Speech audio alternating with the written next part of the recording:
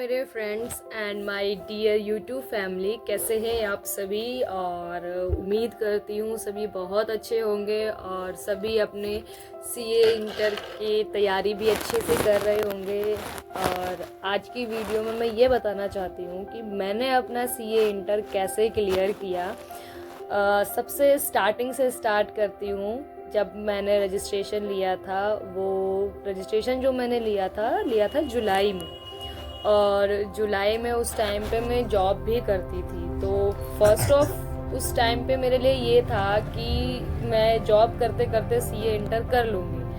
But yes, starting के 3 महीने मैंने ट्रायल लिया कि मैं कर लूँगी। 3 महीने नहीं, 1.5 से 2 महीने था। 1.5 से 2 महीने मैंने ये ट्रायल लिया कि करके देखती हूँ, शायद जॉब कंटिन्यू करते करते मैं अपना सीए इंटर की पढ़ाई भी कर पाऊँ। बट आई वॉज रॉन्ग, मैं गलत थी, नहीं हो पाया मुझसे।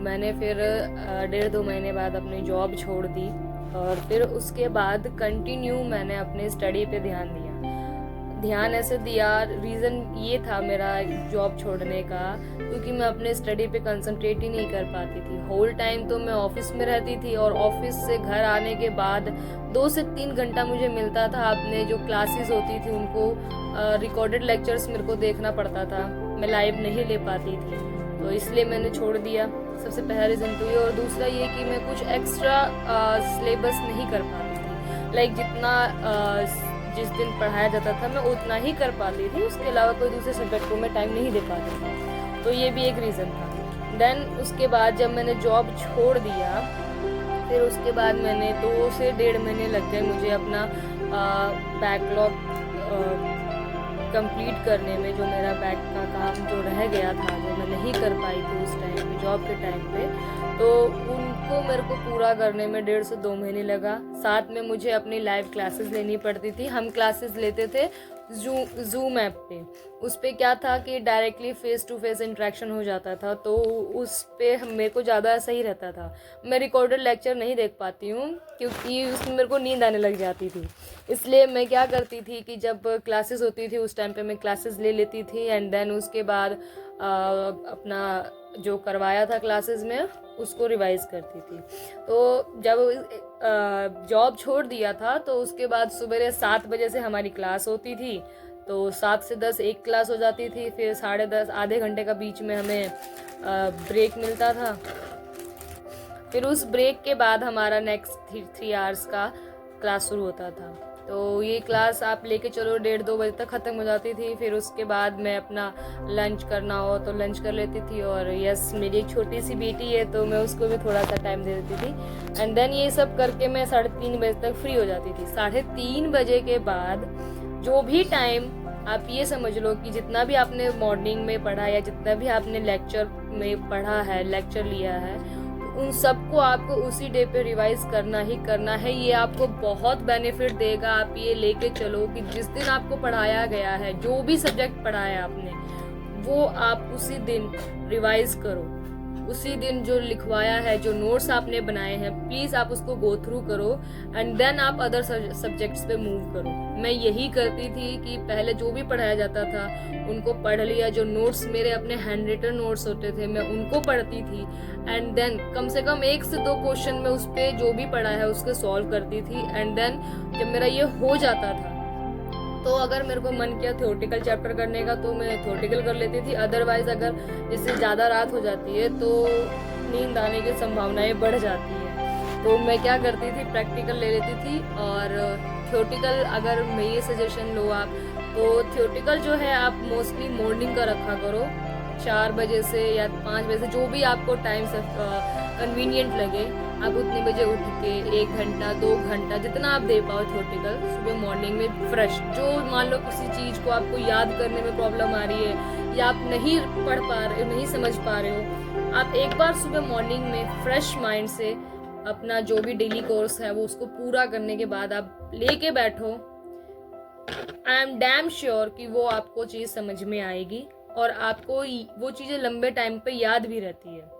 तो एक तो मैं ये करती थी एंड उसके बाद जब थोड़ा सा दिन में टाइम निकाल लिया थ्योरेटिकल और मोस्टली मैं प्रैक्टिकल जो है रात में रखती थी, क्योंकि मेरा रात का टाइम फिर प्रैक्टिकल में यूटिलाइज हो जाता था। क्योंकि जब आप थ्योरी लेके बैठते हो रात में, ये मेरा अपना पर्सनल एक्सपीरियंस है, हर किसी का नेचर अलग अलग है। मुझे थ्योरेटिकल बहुत कम एक्साइटमेंट जनरेट करता है, मेरे लिए प्रैक्टिकल बहुत इजी रहता है। नींद के टाइम में भी अगर मैं होती हूँ तो मुझे, अगर प्रैक्टिकल करती हूँ तो मुझे नींद नहीं आती है। मैं रात में, अगर आप मेरी टाइमिंग की बात करो तो मैं रात में लास्ट 1 बजे तक, 1:30 बजे तक, 2 बजे तक पढ़ती थी, या कभी कभी 2:30 भी हो जाते थे, 3 भी हो जाते थे। और फिर उसके बाद सवेरे मुझे 6 बजे, 6:30 बजे, 7 बजे भी उठना होता था। तो ये मैं रूटीन फॉलो करती थी। और इस बीच में मेरा सबसे ज़्यादा जिन्होंने साथ दिया वो थे मेरे हस्बैंड। अगर वो नहीं होते तो शायद ही मैं कभी सीए इंटर में एंट्री भी लेती, और मे भी कभी मैं क्लियर कर पाती। और वही एक थे जो मेरा भरोसा बांधते थे, जो मुझे ये फील कराते थे कि क्यों टेंशन ले रही है, हो जाएगा, तू सिर्फ अपनी पढ़ाई पे कंसंट्रेट कर। और सेकंड फेथ जो आप रखना वो हमेशा भगवान में रखना। अगर आप पढ़ रहे हो शिद्दत के साथ में, तो इस इतनी शिद्दत से पढ़ो कि जितना आपने पढ़ा है वो मुझे आता है, और जितना मैंने पढ़ा है उतने में से ही आएगा। और सेकंड चीज़ जो मैंने अपने ऊपर अप्लाई करी थी, एंड वो था कि पढ़ाई ये सोच के करो करो कि रैंक लाना है, सिर्फ पास होना है तो मे बी आप इसको माइंड मत करना, रह जाओ। लेकिन मैंने जब पढ़ाई की थी तो मेरे दिमाग में यही था, एक तो कि फर्स्ट अटेम्प्ट में निकालना है, एंड सेकंड चीज़ था कि रैंक लानी है। वो लास्ट के 2 से 3 महीने ये रहा कि मेरे हेल्थ इश्यूज़ हो गए, तो इस वजह से मैं इतना ज़्यादा टाइम पढ़ाई पे नहीं दे पाई। फिर भी मेरे को ये डर रहता था कि मैं क्लियर कर पाऊँगी कि नहीं, लेकिन भगवान की दया से, भगवान की ब्लेसिंग्स थी और कुछ मेरे हस्बैंड का फेथ था कि मैंने क्लियर कर लिया। अगर वो नहीं होते तो शायद ही मैं कभी क्लियर कर पाती, क्योंकि वही एक इंसान, वही एक पर्सन था जिसने मुझे समझा और उन्होंने मुझे सपोर्ट किया। कैसे सपोर्ट किया? घर के कामों में मैं कोई घर का काम नहीं करती थी। और हाँ, एक मैसेज था उन स्टूडेंट्स के लिए जो ये सोचते हैं कि घर पे पढ़ाई नहीं होती है और दूसरे शहरों में जाके या दूसरे इंस्टीट्यूट में जाके रहते हैं, ये इस पॉइंट ऑफ व्यू से कि वहाँ पे पढ़ाई अच्छी होगी। तो आई एम एग्जाम्पल कि मैं एक उदाहरण हूँ कि मैं घर पे रह के अपनी फैमिली के साथ रह के मैंने पढ़ाई की है। और फैमिली, सबकी फैमिली साथ देती है फ्रेंड्स। कोई ऐसा नहीं होता है कि बच्चा पढ़ रहा है तो वो उसको वो काम बोलेगा कि बच्चा ये काम कर दे। इवन मेरे हस्बैंड ये देखते थे कि ये पढ़ रही है तो वो मुझे किसी काम के लिए नहीं बोलते थे, और मेरे घर में कोई शोर शराबा भी नहीं होता था। तो प्लीज़ स्टूडेंट्स, आप अपने घर पे रह के ही पढ़ाई कीजिए। घर का माहौल ऐसा बन जाता है, आपकी फैमिली ने अगर आप पे इन्वेस्टमेंट करी है तो वो आपको सपोर्ट भी करेगी, ठीक है। तो ये पूरा एक था। फिर उसके बाद जब मेरा एग्ज़ाम आने वाला था, तो एग्ज़ाम्स के आप ये समझ लो कि आपको कम से कम 7 से 8 बार गो थ्रू पूरा सिलेबस कर लेना है। रिवीजन आपको 7 से 8 बार कर लेनी है, सो डैट कि एग्ज़ाम के टाइम पे आप 1 से 1.5 दिन में उन सबको दोबारा से रिवाइज कर पाओ। और मैं अगर बात करूं अपनी, तो मैंने 6 से 7 बार पूरा रिवाइज कर लिया था, और 2 से 3 रिवीजन मैंने एग्ज़ाम के 1.5-2 महीने पहले ले लिया था। बाकी बीच में थोड़े से हेल्थ इश्यूज़ हो गए, जिसकी वजह से मैं 1-2 बार और रिवीजन ले लेती, लेकिन मैं नहीं ले पाई। तो ये आपको सजेशन यही रहेगा, सबसे पहला ये कि थ्योरेटिकल चीज़ों को आप मॉर्निंग में पढ़ने का ट्राई करो, अगर आपको कन्वीनियंट लगता है तो। क्योंकि कई स्टूडेंट्स का क्या होता है कि रात में ज़्यादा अच्छा पढ़ पाते हैं। मेरे साथ ऐसा नहीं था, मैं रात में प्रैक्टिकल लेती थी और मॉर्निंग में या आफ्टरनून में मैं थ्योरेटिकल लेती थी, और उसके बाद फिर दोबारा इवनिंग में मैं अपना प्रैक्टिकल लेती थी। तो एक तो ये करना, और सेकंड चीज़ ये फ्रेंड्स कि आप ट्राई ये करो कि सारा सिलेबस कम से कम एग्ज़ाम्स के 1.5-2 महीना या 3 महीना पहले 4 से 5 बार तो गो थ्रू कर ही लो। उसके बाद 2 से 3 महीने में 2 से 3 बार और एक बार कर लो, और फिर जो आपका होगा रिवीजन, आप एग्ज़ाम्स के टाइम पे एक एक बार फिर हो जाएगा। तो ये एक चीज़ ज़रूर मैंडेटरी कर लो अपने आप को कि रिवीजन कम से कम 3 से 4 बार आपको 2 से 3 महीना पहले एग्ज़ाम के करना है, और उन 2 से 3 महीने में 2 से 3 बार आप 2 से 3 बार फिर से रिवाइज कर लो। ठीक है, ऐसे भी कर सकते हो कि 15 दिन इस पेपर को देना है, 15 दिन इस पेपर को। जब आप रिवीजन कर लेते हो ना 4 से 5 बार, तो ऑटोमेटिक 5-5 दिन में ही आपका रिवीजन हो जाएगा। अगर मैं अपनी बात करूँ तो एग्ज़ाम्स के टाइम पे मैंने 5-5 दिन 6-6 दिन एक सब्जेक्ट को दिया है। एग्ज़ाम्स के 1-1.5 महीना पहले लेके चलो, 6 सब्जेक्ट हैं तो 6×5 = 30। हाँ, तो 6 दिन या 5 दिन में मैंने एक पेपर करा है। तो इस तरीके से आप भी कर सकते हो। तो ये था मेरा पूरा अब तक की जर्नी, जो जिसके थ्रू, और सबसे मेन जो रोल था, जो लीड रोल था मेरी इस जर्नी में, वो थे मेरे हस्बैंड। वो एक ऐसे पर्सन थे जिनको मुझ पे फेथ था। और सेकंड चीज़ ये फ्रेंड्स, ये ज़रूर ध्यान रखना कि किसी के साथ कोई डिस्कशन नहीं, किसी को ये तक मत पता चलने दो कि आप सीए इंटर कर रहे हो। मैं अगर अपनी बात करूँ तो मेरा रिजल्ट आने के बाद मेरे फैमिली मेम्बर्स को पता चला कि मैंने सीए में एंट्री ली थी, और मेरा इंटर का रिजल्ट भी आ गया था। ये एक प्लस पॉइंट था मेरे लिए, क्योंकि अगर आप किसी को बताते हो और अगर आपका रिजल्ट नहीं आता है तो वो चीज़ बहुत दुखता है। मुझे इस चीज़ का था, और मैंने सुना भी बहुत से लोगों से था कि पहली बार में नहीं होता है, नहीं होता है, नहीं होता है। तो ये चीज़ मेरे अंदर घर कर गई थी, इसलिए मैंने अपनी फैमिली में किसी को नहीं बताया था। सिर्फ मेरे इन लॉज जानते थे और मेरे हस्बैंड जानते थे। इवन मेरी अपनी फैमिली, मेरे अपने मम्मी पापा तक को नहीं पता था कि मैं सीए कर रही हूँ। और सीए इंटर में मैंने रजिस्ट्रेशन भी ले लिया और मैं स्टडी कर रही हूँ। 9 महीने के लिए अंडरग्राउंड हो जाओ फैमिली फ्रेंड्स। 9 महीने ना आप किसी को जानते हो, ना आपको कोई जानता है, और ना किसी फ्रेंड्स के साथ ये डिस्कस करो तुम्हारा कितना हुआ है, तुम कहाँ तक पहुँच गए, तुम्हारा कितनी बार रिविजन हो गया। मैं किसी से कोई चिट चैट नहीं करती थी, सिर्फ अपना क्लास लिया जूम ऐप पे। जो भी चिट चैट होती थी, जो भी बातचीत होती थी मेरी सर से होती थी डायरेक्टली। हम लोग वीडियो कॉल पे कनेक्ट करते थे, और फिर उसके बाद अपना पढ़ाई पे ध्यान दो, किसी से कोई चिट चैट नहीं। हाँ, अगर किसी को क्वेश्चन नहीं आ रहा है तो वो सही है, आप उसको बताओगे तो आपको ज़्यादा क्लियर होगा। ये चीज़ मैं हेल्प करती थी। हमारा एक व्हाट्सएप पे ग्रुप था, तो जैसे किसी को क्वेश्चंस नहीं आते थे वो ग्रुप में डाल देते थे, और वो मुझे आता था तो वो मैं करती थी। एक चीज़ और, कंपाइलर्स ने मेरा बहुत साथ दिया है। बुक्स जितनी भी अपना आईसीआई की बुक्स थी, उनको करने के बाद मैं हमेशा मैंने कंपाइलर कम से कम 2 से 3 बार रिवाइज ले लिया था कंपाइलर। और एक चीज़ फ्रेंड्स, अगर मान लो एग्ज़ाम के आप पास आ गए हो, मेरा एक चैप्टर था फाइनेंशियल एफएम में, शायद कैपिटल वर्किंग था, जो मैंने ना तो स्टार्टिंग से देखा था, और जिस दिन ये इसकी क्लास थी वो छूट गई थी मेरा किसी रीज़न से।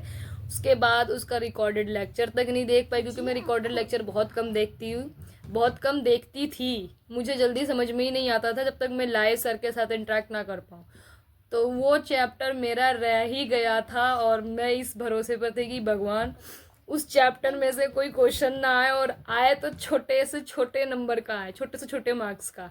और शायद वो भगवान का ही थोड़ी सी कृपा थी, क्या था, लक था मेरा, कि उस चैप्टर में से 1 से 2 मार्क्स का क्वेश्चन था, बस, इससे ज़्यादा का नहीं था। तो इतना पैनिक मत होना। अगर आपके इतना बड़ा, तो देखो सिलेबस है, इतने बड़े सिलेबस में अगर आपका कुछ रह भी जाता है तो उसको लेके पैनिक मत होना। जितना आपने किया है बस उसको पक्का करो कि जो मैंने किया है कम से कम एटलीस्ट उसमें से अगर कुछ आता है तो उसको मैं पूरा कर पाऊँ। ये चीज़ लेके चलो, ठीक है। तो यही छोटी मोटी सी टिप्स थी आपको, मेरे सीए इंटर के फ्रेंड्स को, कि अगर आपको मेरी ये थोड़े से टिप्स हेल्पफुल रहते हैं। देखो, पढ़ने का कोई किसी को तरीका नहीं बता सकता है। ये चीज़ सर्च करना तो छोड़ ही दो यूट्यूब पे कि कैसे पढ़ें, क्या टाइम टेबल रखे, समथिंग लाइक दिस। मैं नहीं करती थी ये चीज़ मैंने किया ही नहीं। मैं सर्च, हाँ, लेकिन यूट्यूब पे मैं क्लासेस, रिवीजन सीरीज, ये सब देखती थी, लेकिन ये कभी नहीं सर्च किया कि टाइम टेबल कैसे बनाएं, कैसे पढ़ना चाहिए। क्योंकि देखो, आपकी कैपेबिलिटी आपके अलावा कोई नहीं जान सकता है। अगर आपको मॉर्निंग टाइम पे प्रैक्टिकल ज़्यादा अच्छे से समझ में आता है तो आप वही करो। ये मत देखो कि सामने वाले ने हमें ये बताया तो मैं यही करूँगा, नहीं। क्योंकि हमारा ब्रेन क्या गेन कर सकता है वो सिर्फ हमें पता है। और किस टाइम पे ज़्यादा एक्टिव रहता है वो भी सिर्फ हमें पता है। तो ये यूट्यूब पे सर्च बिल्कुल मत करो फ्रेंड्स, उसमें आपका टाइम वेस्ट होगा और कुछ नहीं। कि कैसे पढ़ें, क्या टाइम टेबल रखना चाहिए, एक दिन में कितने सब्जेक्ट ले, वो आपके ऊपर है। मैं एक दिन में 2 से 3 सब्जेक्ट ले लेती थी। कैसे लेती थी, सवेरे मान लो अगर मेरे लॉ की क्लासेस थी, पहले लॉ रिवाइज कर लिया, और उससे पहले उसके बाद जो भी मैंने पिछले किसी फाइनेंस के चैप्टर को या फिर आप ले लो कॉस्टिंग के चैप्टर को मैंने करा था, बट उस टाइम पे थोड़ा सा नहीं समझ में आया, तो मैंने उसके बाद उसको ले लिया।